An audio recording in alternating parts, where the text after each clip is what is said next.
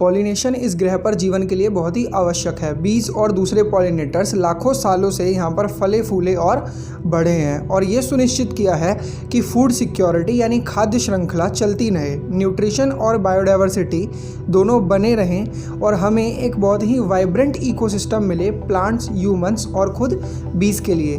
पर क्या हो अगर सभी बीज विलुप्त हो जाएं या गायब हो जाएं? सिर्फ मधुमक्खियां ही नहीं बल्कि उनकी पूरी प्रजाति ही विलुप्त हो जाए। सबसे पहले एक सवाल, क्या आपको कॉफ़ी पसंद है या फिर चॉकलेट? अगर बीज विलुप्त हो गई तो कॉफ़ी और चॉकलेट हमें जिन पौधों से मिलते हैं वो भी पॉलिनेट नहीं कर पाएंगे और विलुप्त हो जाएंगे, यानी ना ही हमें कॉफ़ी मिलेगी और ना ही चॉकलेट। क्या आप अपनी पूरी ज़िंदगी बिना चॉकलेट के रह पाएंगे? पर बात सिर्फ यहीं ख़त्म नहीं होगी। इन पॉलिनेटर्स के बिना कॉटन, जो कि हमें कपास के पौधे से मिलता है, के उत्पाद में भी भारी गिरावट आएगी और ये भी विलुप्त होने की कगार पर पहुंच जाएगा। यानी अब कॉटन से बने कपड़े पहनना भूल जाइए। मतलब अब आपको कपड़ों के लिए किसी दूसरे विकल्प के बारे में सोचना होगा। कॉफ़ी, चॉकलेट और कॉटन के अलावा और भी बहुत सी चीज़ें हैं जिनके उत्पादन में भारी कमी आएगी, जैसे apples, kiwi fruit, potato, celery, strawberry, avocado, blueberries, onion, cashew, mustard, broccoli, cauliflower, pumpkins, cabbage, turnip, pea, beans, pepper, watermelon, papaya, chestnut, orange, grapefruit, coconut, cucumber, lemon, carrot, cotton, sunflower, plum, almond, tomato, cherries और शहद भी। और इसके अलावा और भी बहुत सारे फलों से हम वंचित रह जाएंगे। पर ऐसा होगा क्यों? बीज हमारे लिए इतनी ज़रूरी क्यों है? दुनिया में बीज की 20,000 से भी ज़्यादा प्रजातियां हैं, इंक्लूडिंग हनी बीज। बीज डायनासोर के टाइम से ही इकोसिस्टम में अपना एक इम्पॉर्टेंट रोल प्ले करती आई हैं। सबसे शुरुआत में एनिमल्स और बीटल्स प्लांट को पॉलिनेट किया करते थे, लेकिन इवोल्यूशन के साथ प्लांट्स और बीज दोनों इस तरह ग्रो हुए कि दोनों एक दूसरे के काम आ सके। प्लांट्स ने अपना फ्लावर पार्ट डेवलप किया जिसमें लंबी ट्यूब्स और नेक्टर होता है, और बीज इस तरह डेवलप हुई जिससे वो इन फ्लावर पार्ट्स का सबसे ज़्यादा इस्तेमाल कर सकें, जैसे लंबी टंग, ताकि वो नेक्टर निकाल सके। नेक्टर से बीज को कार्बोहाइड्रेट्स मिल जाता और पोलन ग्रेन्स से प्रोटीन। बदले में वो अपने शरीर पर उसे चिपकाकर एक प्लांट से दूसरे प्लांट तक पहुंचा देती, और इसीलिए बीज के ऊपर बाल आ गए और उनके पैरों में पोलन बास्केट भी डेवलप हो गई, जिसमें वो ज़्यादा से ज़्यादा पोलन ग्रेन्स को कैरी कर सकती थी, और इस तरह वो प्लांट के रिप्रोडक्शन को कंप्लीट करने में एक इम्पॉर्टेंट रोल प्ले करने लगी। और इस सिम्बायोटिक रिलेशनशिप की वजह से, यानी एक दूसरे के काम आने की वजह से, बीज और प्लांट्स दोनों ही बहुत फले फूले और हमें प्लांट्स की, पौधों की एक बहुत बड़ी वैरायटी देखने को मिलती है।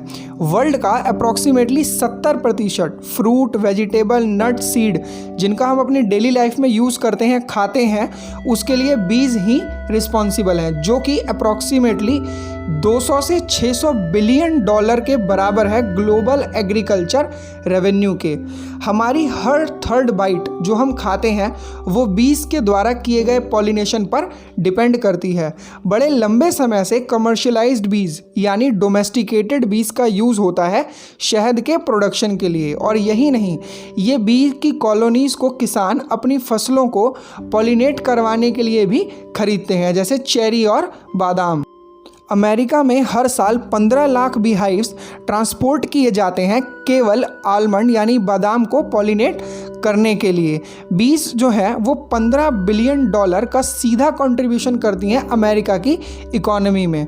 लेकिन पिछले कुछ दशकों में इन पर्यावरण के सबसे ज़रूरी अंग यानी पॉलिनेटर्स पर खतरा बढ़ गया है। दुनिया भर के 1,80,000 प्लांट्स, जिनमें 1200 क्रॉप्स की वैरायटीज़ भी शामिल हैं, पॉलिनेटर्स पर ही डिपेंड करते हैं। लगभग 90% सभी वाइल्ड फ्लावर्स किसी न किसी तरह के पॉलिनेशन पर डिपेंड करते हैं। 1974 से बम्बल बीज की आबादी में 50% की गिरावट आई है। पिछली एक सेंचुरी में यूरोप में 17% बी पॉपुलेशन जो है वो डिक्लाइन कर गई है, यानी गिर गई है। हर साल नॉर्थ अमेरिका अपने 30% टोटल बी कॉलोनीज़ का खो देता है। पर आखिर ऐसा हो क्यों रहा है, उस पर भी एक नज़र डालना बहुत ही ज़रूरी है। इसका एक कारण हैबिटेट लॉस और लैंड यूज़ में आया बदलाव है, जिसकी वजह से वो नेचुरल जगह या नेचुरल रिसोर्सेज जहाँ पर बीज जो है वो अपना हाइव्स बनाया करती थी, रहा करती थी, वो उनसे छिन गया है। इसका दूसरा कारण ग्लोबल वार्मिंग भी है, क्योंकि अब बीज को पहले से ज़्यादा टेम्परेचर फेस करना पड़ता है, जो उन्होंने कई दशकों शताब्दियों में नहीं फेस करा, और इसकी वजह से भी बीज की पॉपुलेशन में कमी आई है। पैरासाइट्स जैसे वेरोरा डिस्ट्रक्टर माइट और हाइव बीटल भी बी पॉपुलेशन में आए कमी का एक कारण है, क्योंकि ये बीज के ऊपर चिपक जाते हैं और उनका खून पीकर उनको कमज़ोर कर देते हैं, और ये एक बीज से दूसरे बीज में फैलकर पूरी की पूरी कॉलोनी को ही मार डालते हैं।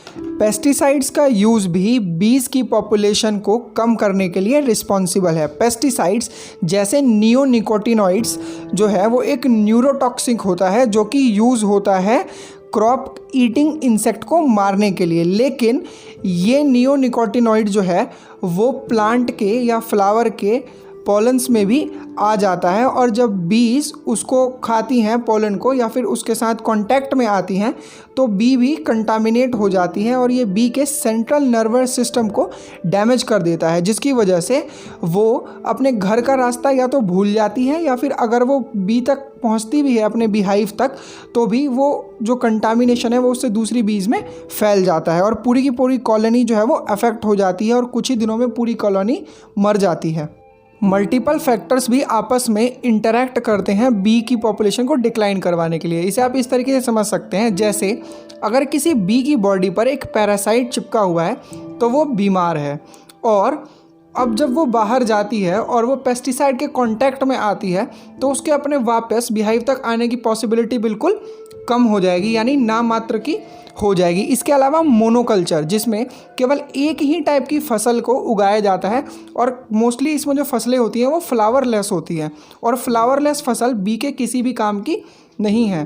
तो इसका मतलब अब उसे अपने बीहाइव से उड़ के दूर तक जाना होगा नेक्टर को या पोलन को कलेक्ट करने के लिए, और जितना दूर वो अपने बीहाइव से जाएगी इस पैरासाइट के साथ उतना ही ज़्यादा मुश्किल होगा उसे वापस अपने बीहाइव तक आना।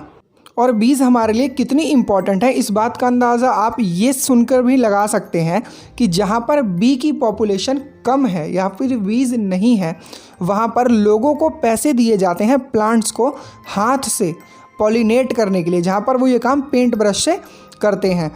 जैसे टोमेटोज़ को पॉलिनेट करने के लिए वो टोमेटो टिकलर या फिर एक वाइब्रेटर का यूज़ करते हैं, जो कि 10 से 12 हर्ट्ज़ की फ्रीक्वेंसी पर चलता है, क्योंकि जो पोलन होता है वो उनके मेल पार्ट में सेफ रखा होता है, और वो तभी बाहर आएगा जब उन्हें वाइब्रेट किया जाए, जो कि बीज बम्बल बीज अपनी बॉडी को वाइब्रेट करके पॉलन्स को बाहर नेचुरली ही निकाल लिया करती थी, लेकिन क्योंकि वो नहीं है तो अब ये काम हमें हाथ से करना पड़ता है। तो अब इसका सॉल्यूशन क्या है? एज अ ह्यूमन बीइंग हम क्या कर सकते हैं? हम सिर्फ 2 काम कर सकते हैं। पहला, प्लांट बी फ्रेंडली फ्लावर्स, यानी ऐसे पौधे लगाएं, ऐसे फूल लगाएं जो बीज को अट्रैक्ट करें, जिन पर बीज आएँ। और दूसरा, हम उसे कंटामिनेट ना करें पेस्टिसाइड का यूज़ करके।